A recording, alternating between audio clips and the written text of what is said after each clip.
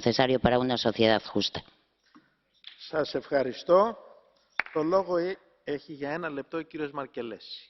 Señor Markelesi. Gracias, presidente. Gracias al compañero Ernest Urtasun por su gran trabajo. Este informe demuestra que Europa se está quedando a medio camino de lograr la igualdad de género. Y lo realmente importante aquí es preguntarnos qué estamos haciendo mientras más de la mitad de las mujeres sufre acoso sexual. ¿Qué estamos haciendo mientras las mujeres cobran menos que los hombres por el mismo trabajo? ¿Qué estamos haciendo mientras se excluye a las mujeres de los puestos de dirección en las empresas y en las instituciones?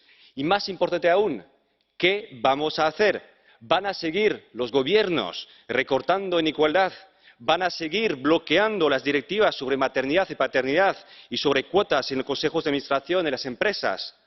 Desde ya, la Comisión Europea debe retomar estas directivas, debe integrar la perspectiva de género de forma global en todas sus políticas y debe tener una estrategia de igualdad de género. Menos hablar y más actuar. Σας ευχαριστώ. Το λόγο έχει για ένα λεπτό.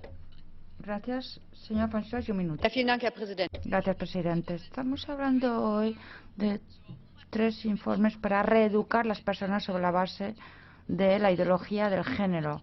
En nombre del género de la antidiscriminación, el matrimonio